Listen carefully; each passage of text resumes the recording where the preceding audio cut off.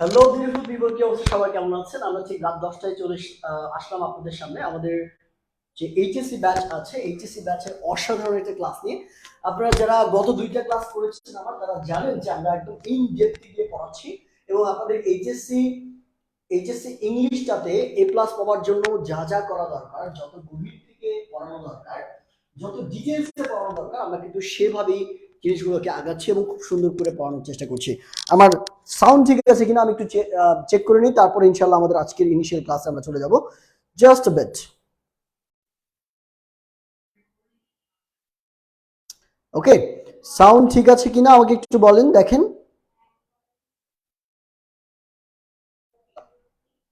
হ্যাঁ, I guess ঠিক আছে, right?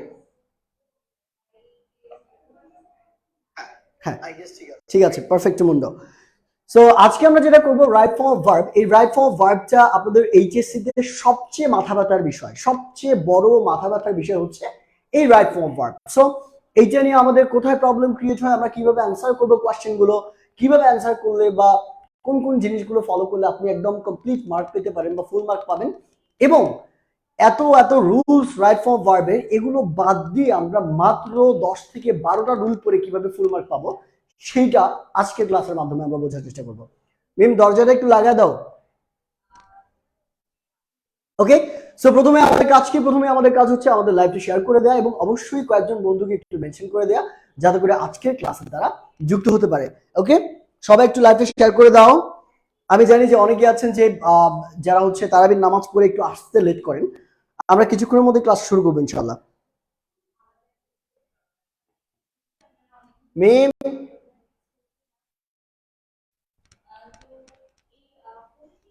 Okay, I am sorry. ওকে, সবাই একটু শেয়ার করে দেন আমাদের লাইভটা, এরপর আমরা শুরু করছি কিছুক্ষণের মধ্যেই ইনশাআল্লাহ। আচ্ছা, সো রাইট ফর্ম ভার্বে আপনাদের কোশ্চেন প্যাটার্নটা কিরকম হয়, কত মার্ক থাকে, আমরা সেটা সংক্ষেপে একটু দেখে নেওয়ার চেষ্টা করি। আপনাদের বেসিক্যালি রাইট ফর্ম ভার্বে একটা প্যাসেজ দেওয়া থাকবে। কি থাকবে? একটা এরকম প্যাসেজ দেওয়া থাকে, এরকম একটা প্যাসেজ দেওয়া থাকে, ঠিক আছে? এরকম একটা প্যাসেজ দেওয়া থাকবে। ধরেন এখানে বি নাম্বার, সি নাম্বার, ঠিক আছে? এরকম প্যাসেজ দেওয়া থাকবে এবং প্যাসেজের মধ্যে এ বি সি এইরকম করে শূন্যস্থান দেওয়া থাকবে, 3 4টা 5টা 6টা এরকম করে করে আপনার 10টা শূন্যস্থান থাকবে টোটাল। এই 10টা শূন্যস্থানের মধ্যে আপনার যেটা হবে, একটু দাঁড়ান।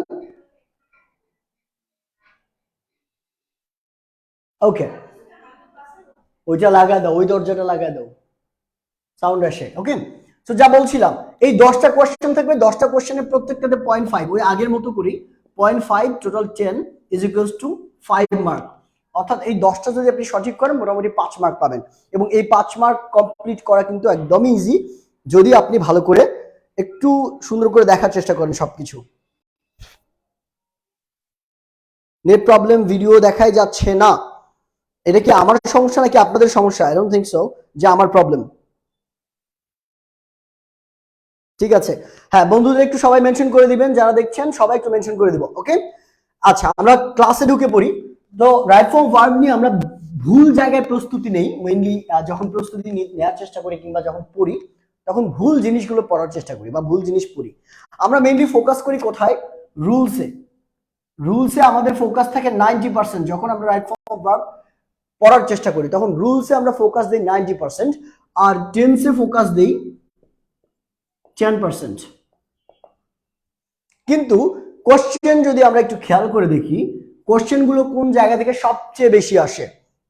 এই টেন্স থেকে কোশ্চেন আসে 90%। কই থেকে? টেন্স থেকেই কোশ্চেন আসে 90%, আর রুল থেকে আসে 10%। তার মানে আপনার এফোর্টটা কোথায় দেওয়া উচিত বেশি? এই টেন্সের পরিবর্তনে। কোথায় দেওয়া উচিত? টেন্সের পরিবর্তনে আপনার এফোর্ট দেওয়া উচিত, এবং এই টেন্সের পরিবর্তনে আপনি মোটামুটি 10 থেকে 12টা রুলস যদি পড়েন, তাহলে আপনার মোটামুটি এই 10টা শূন্যস্থানের মধ্যে 8 থেকে 9টা একদম সঠিক হওয়ার সম্ভাবনা রয়েছে। ওকে, সো আজকের ক্লাসে আমরা একদম শর্ট সাজেশনের মতো চেষ্টা করব এই 10 থেকে 12টা রুলস দিয়ে আপনি যাতে কি একদম রাইট ফর্ম ভার্বে ফুল মার্ক পেয়ে যান। তাহলে আমরা ফোকাস করব কোথায়? এই টেন্স অনুযায়ী 12টা রুলসে ইনশাআল্লাহ, 10 থেকে 12টা রুলসে। ওকে, ক্লিয়ারলি বুঝতে পারছি আমরা সবাই? একটু কমেন্ট বক্সে জানান তো কে কোন জায়গা থেকে দেখছেন আমাদেরকে এই মুহূর্তে? ওয়ালাইকুম আসসালাম। যারা দেখছেন, আজকে স্টুডেন্ট একটু কম, আমরা সবাই লাইভ একটু শেয়ার করে দিব। যারা দেখছেন সবাই লাইভ একটু শেয়ার করে দিব। আমি নিজেও একটু শেয়ার দিই না।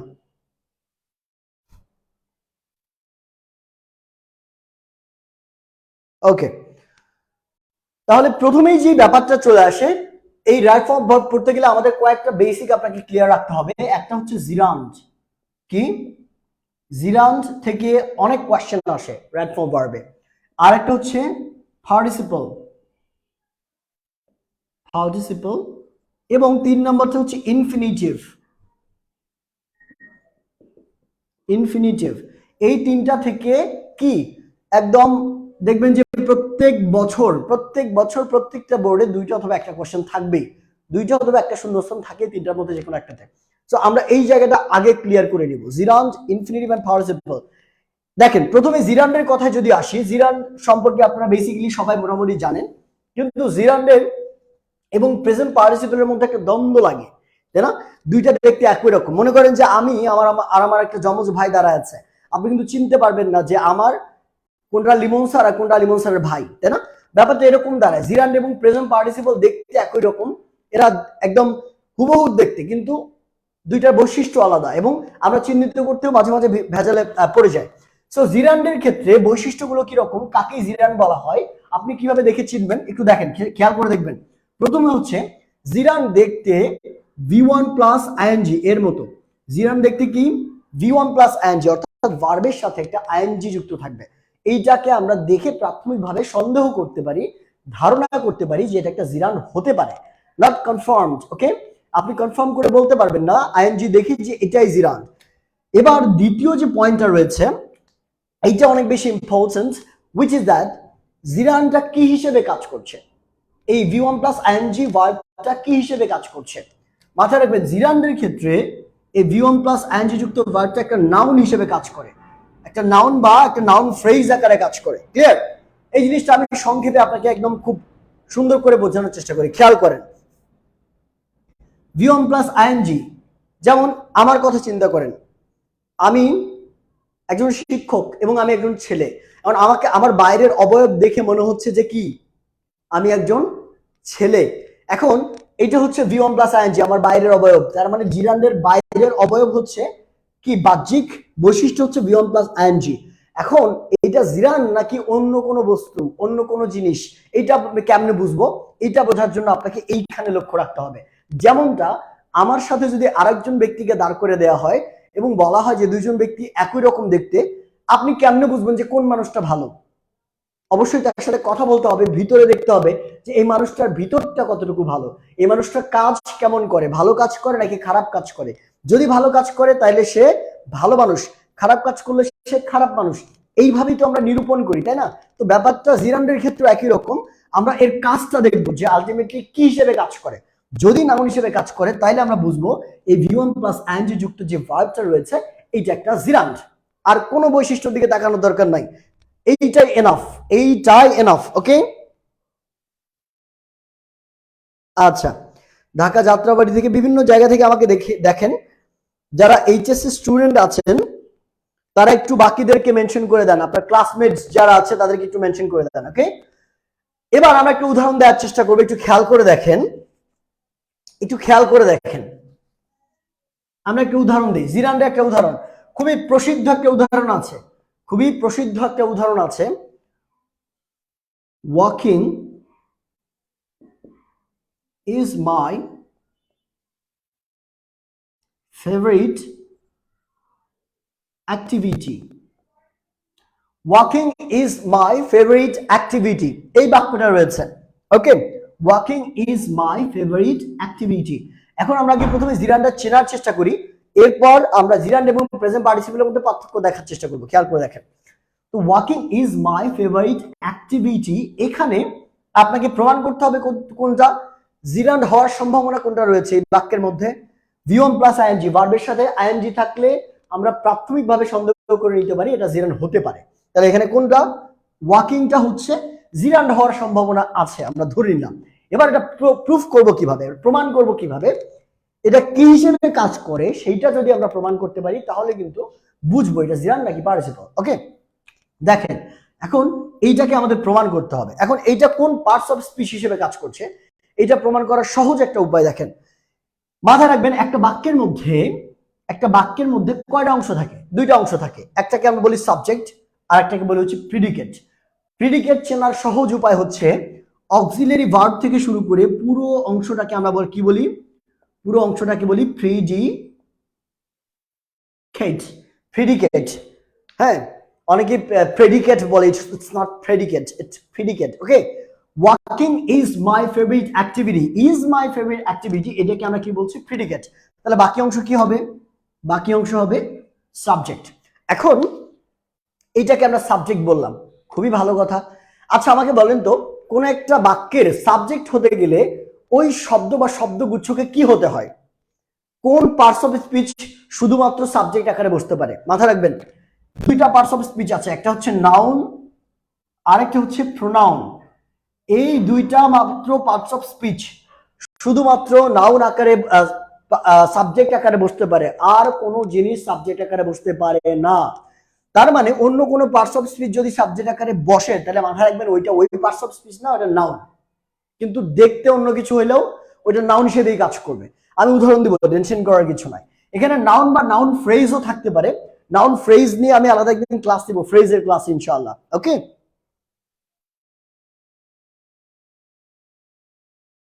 স্টুডেন্ট কম কেন আজকে?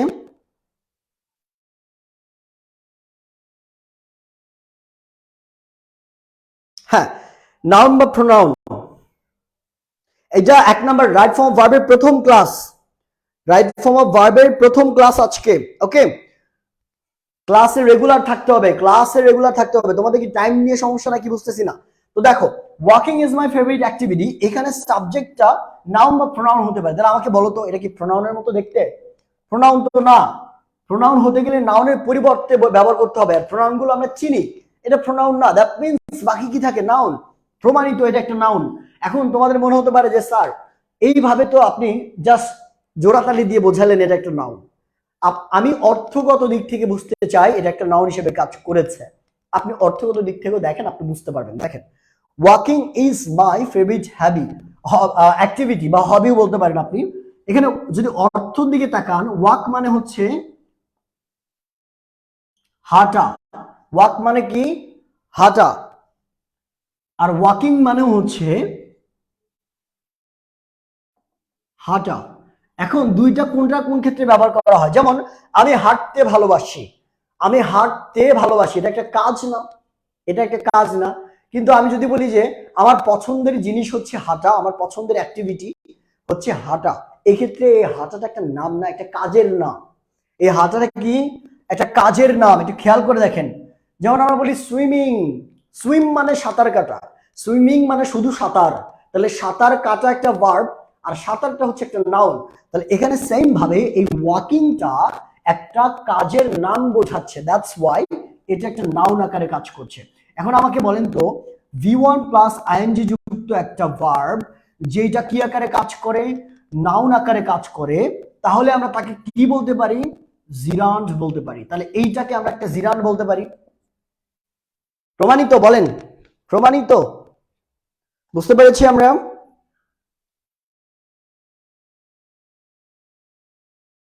প্রমাণিত কিনা বলেন। স্যার ক্লজ নিয়ে বলবেন, আস্তে ধীরে আস্তে ধীরে। আমরা যখন ট্রান্সফরমেশন অফ সেন্টেন্সের ক্লাস করব তখন ক্লজ নিয়ে ক্লাস হবে ইনশাআল্লাহ। ওকে, ক্লিয়ার? এই জায়গাটা ক্লিয়ার কিনা আমাকে বলেন। আলহামদুলিল্লাহ, আমি ভালো আছি, আমি ভালো আছি। যারা বলেছেন যে কেমন আছেন, আমি ভালো আছি। ওকে, তাহলে এটা আমরা মুছে দিলাম। আরেকটা একটু দেখার চেষ্টা করি, খেয়াল করে দেখেন।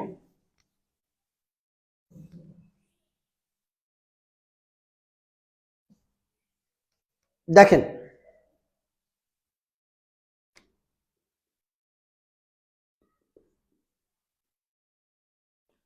Running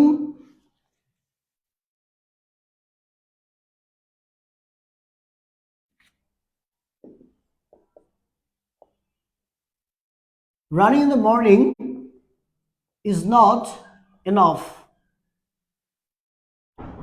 for body building. এই বাক্যটা একটু খেয়াল করে দেখেন তো, এখানে আপনারা কনফিউজড হয়ে যেতে পারেন। এখানে কনফিউজড হতে পারেন কি, যে স্যার আপনি তো বললেন যে ইজ থেকে শুরু করে পুরো অংশটাকে আমরা প্রিডিকেট বলবো, এটাকে আমরা প্রিডিকেট বলছি, তাই না? এবং আপনি বলছেন তাহলে এই অংশটা হচ্ছে সাবজেক্টের মধ্যে পড়ে, এই অংশটাকে আমরা কি বলবো? সাবজেক্টের মধ্যে পড়ে। কিন্তু স্যার আমরা তো জানি সাবজেক্ট একটা মাত্র শব্দ হয়, আমরা তো জানি যে একটা মাত্র শব্দ শুধু সাবজেক্ট হয়, কিন্তু এতগুলো শব্দ কেমনে সাবজেক্ট হবে? ওয়েল, আপনি যদি জানেন যে একটা মাত্র শব্দ সাবজেক্ট হয় তাহলে ভুল জানেন। তার কারণ একটা কমপ্লিট ফ্রেজও কিন্তু একটা সাবজেক্ট হতে পারে, এবং এখানে এই যে একটা নাউন ফ্রেজ আকারে কাজ করেছে, খেয়াল করে দেখেন যেই ফ্রেজগুলো সাবজেক্ট আকারে বসে এগুলোকে নাউন ফ্রেজ বলে। মাথায় রাখবেন, যে ফ্রেজগুলো, যে ফ্রেজ সাবজেক্ট আকারে বসে, সাবজেক্ট আকারে বসতে পারে এদেরকে নাউন ফ্রেজ বলা যেতে পারে, এদেরকে নাউন ফ্রেজ বলে। তো এগুলো কি হয় সব সময়? নাউন ফ্রেজ হয়। তার মানে সাবজেক্ট আকারে শুধুমাত্র নাউন ফ্রেজ অথবা নাউন বসতে পারবে। তার মানে এই যে পুরো অংশটাকে আমরা কি বলতে পারবো? নাউন ফ্রেজ বলতে পারবো। এখন নাউন ফ্রেজের অন্তর্গত এই শব্দটা না, রানিং, এই রানিংটা কি নাউন ফ্রেজের অন্তর্গত? তার মানে রানিংটাও একটা নাউনের অংশ, এটাও একটা নাউন। তাহলে দেখেন V1 প্লাস আইএনজি যুক্ত একটা ভার্ব যেটা নাউন বা নাউন ফ্রেজ হিসেবে কাজ করছে, এই কারণেই এই রানিংটা হচ্ছে একটা জিরান্ড। ক্লিয়ার? Concept clear?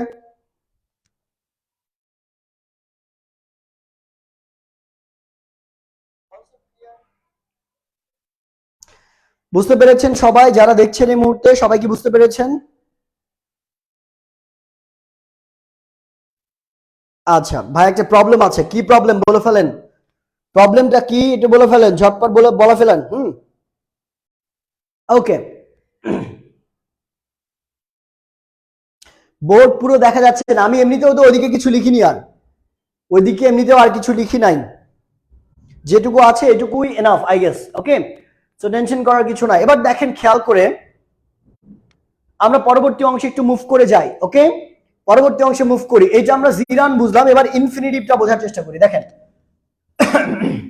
সরি পার্টিসিপলটা বুঝি, তাহলে আপনাদের বুঝতে সুবিধা হবে। কি শিখবো আমরা? পার্টিসিপল। পার্টিসিপলের মধ্যে তিনটা পার্টিসিপল থাকে।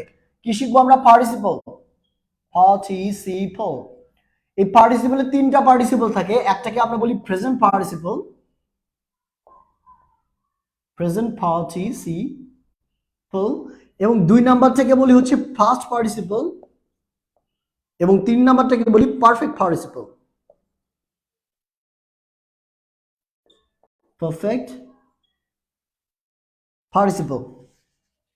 ঠিক আছে, এই তিনটা পার্টিসিপল থাকে। তার মধ্যে এই প্রেজেন্ট পার্টিসিপল ভার্সেস জিরান্ডের একটা দ্বন্দ্ব আছে। প্রেজেন্ট পার্টিসিপল ভার্সেস জিরান্ডের একটা দ্বন্দ্ব আছে, কারণ প্রেজেন্ট পার্টিসিপলটা জিরান্ডের মতোই দেখতে। এখন আমরা একটু প্রমাণ করব যে দুইটার মধ্যে কি পার্থক্য রয়েছে এবং দুইটাকে আপনি কিভাবে আলাদা করতে পারবেন, কোনটা প্রেজেন্ট পার্টিসিপল কোনটা জিরান্ড কিভাবে সহজেই চিনতে পারবেন। ওকে, এটা জানা অনেক বেশি জরুরি। এরপরে আমরা এই দুইটা একটু দেখার চেষ্টা করবো। খেয়াল করে দেখেন, এখন প্রেজেন্ট পার্টিসিপলের ক্ষেত্রে এর বাহ্যিক বৈশিষ্ট্যের কথা যদি বলি, প্রেজেন্ট পার্টিসিপলের বাহ্যিক বৈশিষ্ট্য হচ্ছে একদম ঠিক জিরান্ডের মতো, V1 প্লাস আইএনজি। প্রেজেন্ট পার্টিসিপলের বাহ্যিক বৈশিষ্ট্য একদম কার মতো? একদম পার্টিসিপলের মতো, সরি জিরান্ডের মতো। দেখতে কার মতো? জিরান্ডের মতো। কিন্তু এই ব্যাটা কাজ করে কার মতো? জিরান্ডের মতো আর কাজ করে না, এ কাজ করে হচ্ছে অ্যাডজেক্টিভের মতো। জিরান্ডের ক্ষেত্রে আমরা কি দেখেছিলাম?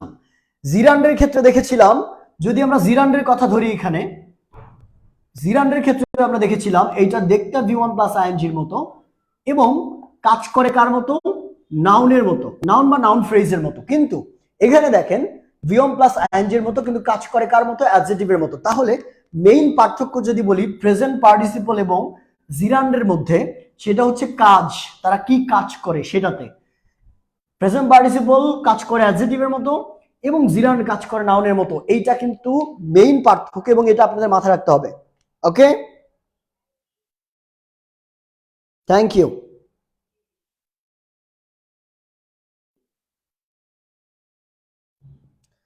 বুঝতে পেরেছি আমরা?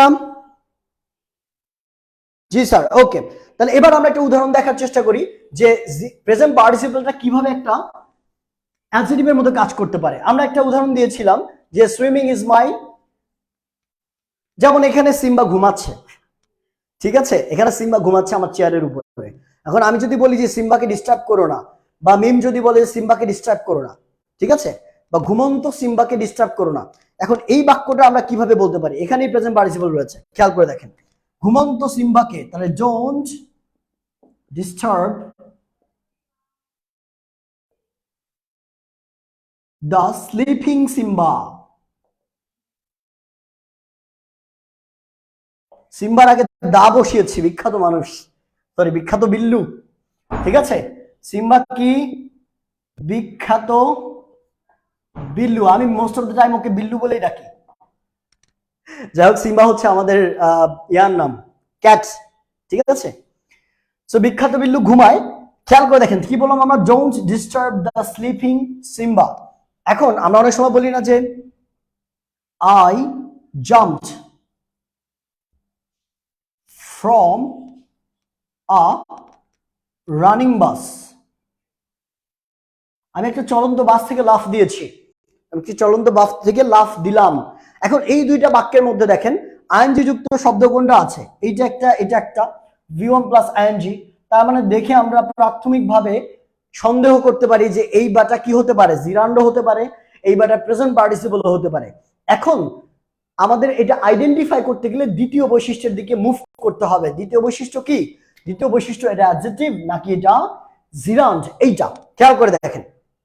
আচ্ছা আমাকে বলেন তো, অ্যাডজেক্টিভের সংজ্ঞা থেকে আমরা কি জানি? যে অ্যাডজেক্টিভ নাউন বা প্রোনাউনের সামনে বসে এবং তাদের সম্পর্কে দোষ, গুণ, অবস্থা, সংখ্যা, পরিমাণ ইত্যাদি প্রকাশ করে। এটা একদম সাধারণ ধারণা। একটু খেয়াল করেন তো, স্লিপিংটা কোথায় বসেছে? সিম্বার সামনে। রানিংটা কোথায় বসেছে? বাসের সামনে। এবার বাসের সামনে এবং সিম্বার সামনে বসে এই ব্যাটারা কি করতেছে একটু দেখেন খেয়াল করে। কি বললাম আমরা? স্লিপিং সিম্বা, ঘুমন্ত সিম্বা। তাহলে সিম্বা এটা একটা নাউন। এবার সিম্বাটা কি অবস্থায় আছে? ঘুমন্ত অবস্থায়। তাহলে সিম্বার, স্লিপিং সিম্বা, স্লিপিং দ্বারা এই সিম্বার ঘুমন্ত অবস্থাকে প্রকাশ পাচ্ছে না, অবস্থাকে প্রকাশ পাচ্ছে না। স্লিপিং দ্বারা সিম্বার কি অবস্থাকে প্রকাশ পাচ্ছে না, আর সিম্বা কি একটা নাউন। তাইলে যেই শব্দ দ্বারা নাউনের অবস্থাকে প্রকাশ পায় এটাকে আমরা কি বলতে পারি? অ্যাডজেক্টিভ বলতে পারি। ঠিক সেম ভাবে বাস কিন্তু একটা নাউন। এবার আমাকে বলেন তো, চলন্ত বাস, বাসটা কি অবস্থায় আছে? চলন্ত অবস্থায়। তার মানে এই যে অবস্থা প্রকাশ পাচ্ছে না, কিসের অবস্থা? নাউনের অবস্থা। দ্যাটস ওয়াই আমরা এই রানিং শব্দটাকে অ্যাডজেক্টিভ আকারে আইডেন্টিফাই করতে পারি না। এবার আমাকে বলেন যে V1 প্লাস আইএনজি যা একটা অ্যাডজেক্টিভ আকারে কাজ করলো, তাহলে এই স্লিপিং এবং রানিং কে আমরা কি জিরান বলতে পারবো? না, এটা হবে কি? Present participle. ক্লিয়ার? বুঝছেননি? বুঝছেন? এর থেকে সহজ উপায়ে আমার দ্বারা বোঝানো সম্ভব না। আপনারা যদি কেউ পারেন আমাকে একটু বলবেন, ঠিক আছে? আমি বসে প্রথমে বুঝিয়ে নিব আপনাদের কাছে, তারপরে বুঝাবো সহজ উপায়, ঠিক আছে? এর থেকে সহজ উপায়ে আমার মনে হয় না যে আর বোঝানো পসিবল। কামরুল ইসলাম বলেছেন আসসালামু আলাইকুম। ওয়ালাইকুম আসসালাম। যারা সালাম দিচ্ছেন ওয়ালাইকুম আসসালাম। আজকে একটু স্টুডেন্ট কম, but still it's not a problem, কারণ আমাদের লক্ষ্য হচ্ছে এইচএসসি 24 ব্যাচ বা এইচএসসি 23 ব্যাচে যারা পরীক্ষার্থী আছেন তাদেরকে সার্ভ করা। সো এখানে যদি আপনারা 10-15 জন স্টুডেন্টও থাকেন তারপরেও কিন্তু তারা উপকৃত হচ্ছে ক্লাসগুলো থেকে। ওকে, এবং এই ক্লাসগুলো দেওয়ার একমাত্র রিজন হচ্ছে যে আমরা আপনাদেরকে জানান দিচ্ছি যে আমাদের লিঙ্গুয়াল একাডেমি থেকে এখন থেকে আপনারা একাডেমিক প্রোগ্রামগুলোও পাবেন। আপনারা English first paper, SSC, HSC, English first paper এবং ইংলিশ সেকেন্ড পেপার, দুইটা পেপারই আমরা এখান থেকে ক্লাস দেবো ইনশাআল্লাহ। ওকে, এবং সামনে হয়তো আমাদের কোর্সও আসতে পারে, পেইড কোর্সও আসতে পারে। ওকে, সো এইটা হচ্ছে বেসিক্যালি জানান দেওয়ার জন্য ক্লাসগুলো নেওয়া, যে আমাদের এখান থেকে আপনারা এই সার্ভিসগুলো পাবেন, একাডেমিক সার্ভিস, শুধু স্পোকেন না, আমাদের শুধু স্পোকেন না, আপনি একাডেমিক সার্ভিসগুলো এখান থেকে পাবেন। ক্লিয়ার? আচ্ছা,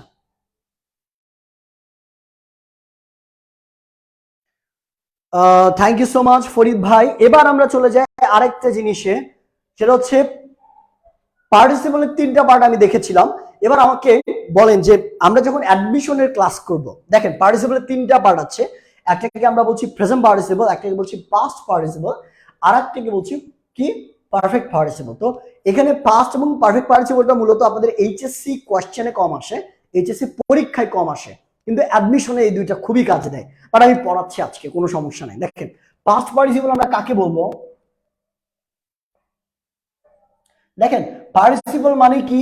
পার্টিসিপল মানে একটা অ্যাডজেক্টিভের মতো কাজ করবে, তাই না? আমি একটু আগেই বলেছি পার্টিসিপল মানে একটা অ্যাডজেক্টিভের মতো কাজ করবে। এখন পাস্ট মানে কি? যে একটা V2 বা V3, একটা V2 বা V3 যা একটা অ্যাডজেক্টিভ আকারে কাজ করবে। খুব সিম্পল একটা ব্যাপার। কি বললাম? পাস্ট মানে V2 বা V3, আমরা পাস্ট মানে V2 না দিয়ে একবারে V3 লিখি, ভেজাল শেষ।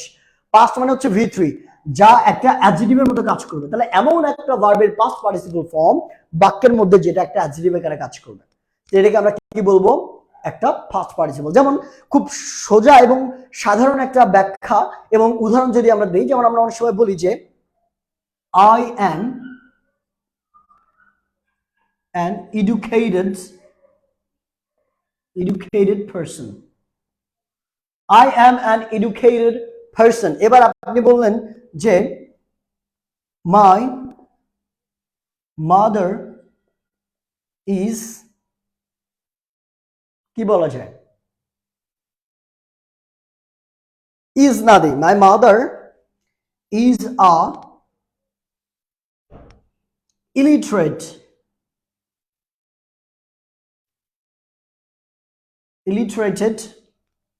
না, illiterated হয় না। আচ্ছা, আমরা অন্য কোন একটা শব্দ ব্যবহার করি। দেখেন, খেয়াল করে দেখেন, আমরা বলি না painted my wall, I got a painted wall. Painted wall, ঠিক আছে? তাহলে দেখেন I am an educated person, painted wall, elected chairman, আমরা বলি না elected chairman, নির্বাচিত, elected chairman, নির্বাচিত চেয়ারম্যান। তারপর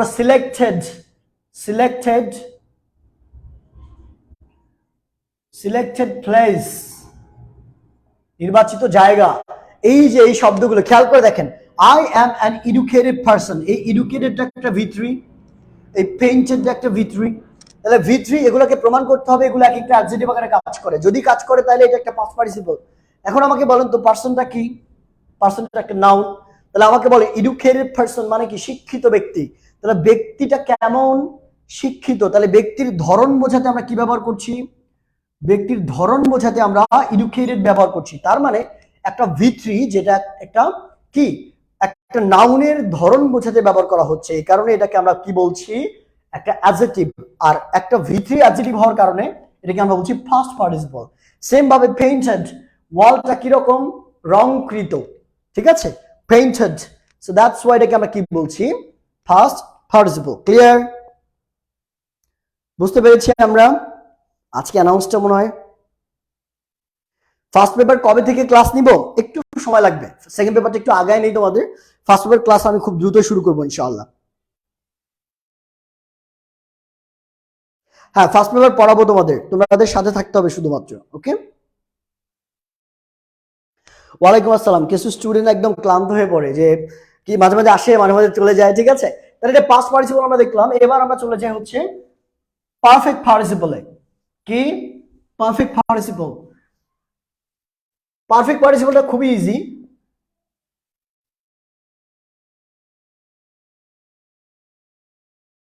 পারফেক্ট পার্টিসিপলটা খুবই ইজি, মাথায় রাখবেন যে having plus V3, having plus V3 যদি কোনো বাক্য থাকে মাথায় রাখবেন এই V3টা হচ্ছে পারফেক্ট পার্টিসিপল। যেমন আমরা অনেক সময় বলি না হ্যাভিং ইটেন রাইস বা having played football.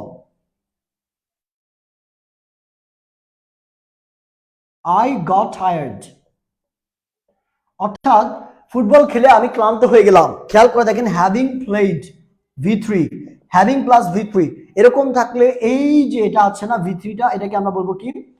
Perfect participle.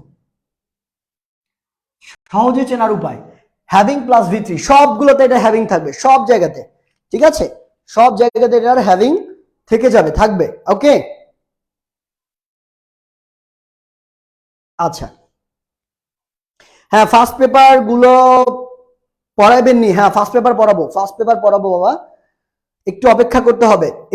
HSC 24 batch 23-24 দুইটাই পড়তে পারবি বাবা, তোরা ব্যাচ নিয়ে টেনশন করিস কেন? টপিক তো তোদের মোটামুটি একই। 23-এর সংক্ষিপ্ত সিলেবাস, তোদের যে টপিক নাই সেটা দেখবি না, ঠিক আছে? আচ্ছা, এবার আমাদের আরেকটা টপিক আছে উইচ ইজ দ্যাট, আমি এগুলো একটু সংক্ষেপে পড়ায় যাচ্ছি কারণ এগুলো তোমরা জানো অলরেডি। আর রাইট ফর্ম ভার্বের মেইন জায়গাটা আমাদের এখনো বাকি আছে, ওইটা আমরা আগামী ক্লাসে দেখবো। আজকের ক্লাসে আমরা বেসিকটা দিয়ে নিচ্ছি। আমাদের একটা আছে ইনফিনিটিভ। দেখো ইনফিনিটিভের ইনফিনিটিভ, এই ইনফিনিটিভের কয়েকটা প্রকারভেদ রয়েছে। একটাকে আমরা কি বলি? To infinitive. একটাকে আমরা বলি কি? Bare infinitive.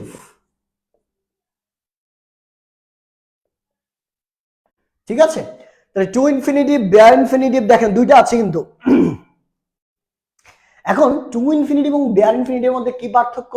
আমরা বেয়ার ইনফিনিটিভ আজকে শিখবো না কারণ এটা অ্যাডমিশনের জন্য লাগে, এখন তোমাদের দরকার নাই। টু ইনফিনিটিভ জানার দরকার আছে।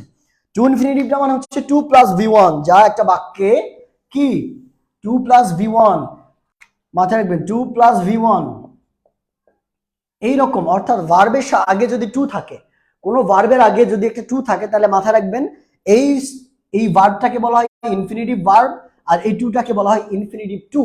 যেমন আমরা বলি না যে উই ইট টু লিভ, কি বলি আমরা? We eat to live. We are here to attend the class. We are here to attend the class. খেয়াল করেন তো 2 + v1, 2 + v1 আছে না এরকম? মাথায় রাখবেন 2 এর পর যদি ভার্বের একটা v1 থাকে, প্রেজেন্ট ফর্ম থাকে বা বেস ফর্ম থাকে, তাহলে সেটা কি হয়ে যাবে? একটা ইনফিনিটিভে রূপান্তর হয়ে যাবে, বা ওইটা একটা ইনফিনিটিভ। ক্লিয়ার? এটা খুব ইজি জিনিস, এটা আমার মনে হয় না এত কঠিন করে বোঝানোর কিছু আছে। ওকে, বুঝলেননি? ক্লিয়ার? Concept clear? কি বুঝেছেন কিনা আমাকে বলেন। এইটা আমি সংক্ষেপে দিলাম কেন? কারণ এগুলো আপনাদের অ্যাডমিশনের দরকার। আমরা যখন অ্যাডমিশনের সময় আসবে, আপনাদের পরীক্ষা যখন পার করবেন, আগে আপাতত এই পুলসিরাত পার করে নেন, পরবর্তী পুলসিরাত যখন আসবে তখন ওইটা পার করা যাবে। এখন এইচএসসিটাতে ভালো মার্ক পাওয়া হচ্ছে মেইন উদ্দেশ্য। এইটা ভালো করলে আমি অ্যাডমিশনের ক্লাসও তোমাদের নিব ইনশাআল্লাহ। ওকে, তাহলে আমরা আজকে বেসিকটা দেখলাম, জিরান্ড, ইনফিনিটিভ এন্ড পার্টিসিপল। আগামী ক্লাসে আপনাদের হট 12টা রুল আমি দিব, যে 12টা রুল থেকে আপনি 100% রাইট ফর্ম ভার্ব কমন পাবেন। কি? আগামী কাল রাত ঠিক 10টায়। কয়টা? হট 12 রুলস, এর মধ্যে আপনি 100% কমন পাবেন। 100% কমন পাবেন এই 12টা রুলস থেকে। আপনি দেখেন প্রত্যেকটা বইয়ে কমপক্ষেও আপনার 60 থেকে 70টা করে রুলস দেওয়া আছে রাইট ফর্ম ভার্বের। 60 থেকে 70টা করে রুলস দেওয়া আছে, কিন্তু এত রুলস পড়ার দরকার নাই। যেগুলো থেকে আসে বিগত 10-12 বছরের কোশ্চেন ঘেটে আমি যেটা পেয়েছি, এই 12টা রুলসের ভিতরেই সব ঘুরিয়ে পেঁচিয়ে কোশ্চেন করে তারা। তুমি যদি এই 12টা রুলস খুব ডিটেলসে একদম পুঙ্খানুপুঙ্খ ভাবে সুন্দর করে বোঝো, তাহলে একদম 100% রাইট ফর্ম ভার্ব তুমি সুন্দর করে অ্যান্সার করে আসতে পারবা এবং তোমার ফুল মার্ক তুমি এখানে পাবা। টেনশন করার কিছু নাই, কারণ আমরা বেসিক দিয়েছি, বেসিক দিয়ে আবার 12টা রুলস পড়বো। কবে? আগামী ক্লাসে। আগামী ক্লাস কবে? আগামীকাল রাত ঠিক 10টায়। আগামীকাল রাত 10টায়, কালকে ঠিক রাত 10টায় চলে আসবা ইনশাআল্লাহ। তোমাদের আজকের ক্লাসটার বাকি অংশটা আমরা পড়াবো, হট 12 রুলস। ওকে,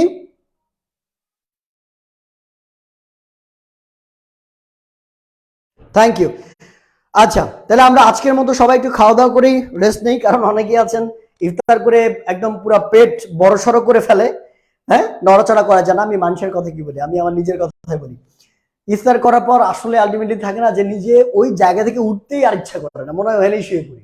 এমন হয় না? অনেকের হয়। যারা যারা দেখছেন ম্যাক্সিমাম মানুষ, এটা আপনি রিলেট করতে পারবেন যে ইফতার করার পর আমাদের আর নড়াচড়া করতে ইচ্ছা করে না।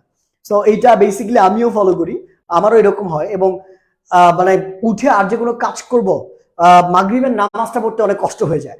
সো যাই হোক, নামাজ পড়ে একটু শুইলেই দেখবেন যে আবার তারাবির জন্য আজান দিয়ে দিচ্ছে। সো রমজান মাসটা একটু হেক্টিক আপনাদের জন্য। আশা করছি ঈদের পর থেকে আমাদের এই ক্লাসগুলোতে আরো বেশি স্টুডেন্ট আসবে এবং আপনারা আরো বেশি উপকৃত হবেন ইনশাআল্লাহ। ওকে, হ্যালো হ্যালো, বিধান দাস একটু লেট হয়েছে, বিধান দাস একটু লেট করে ফেলেছ। ওকে, তাহলে আমরা আজকের মতো বিদায় নিচ্ছি। ইনশাআল্লাহ আগামীকাল ঠিক রাত 10টায় আপনাদের সাথে দেখা হবে, একদম রাইট ফর্ম ভার্বের 12 হট রুলস নিয়ে, যেগুলো থেকে 100% রাইট ফর্ম ভার্ব আপনি কমন পাবেন। ক্লাসে অবশ্যই থাকবেন, সাথে বন্ধু বান্ধবকে একটু জানাতে হবে। ঠিক আছে? সো কালকে রাত 10টায় দেখা হবে। ততক্ষণ পর্যন্ত ভালো থাকুন, সুস্থ থাকুন। আল্লাহ হাফেজ।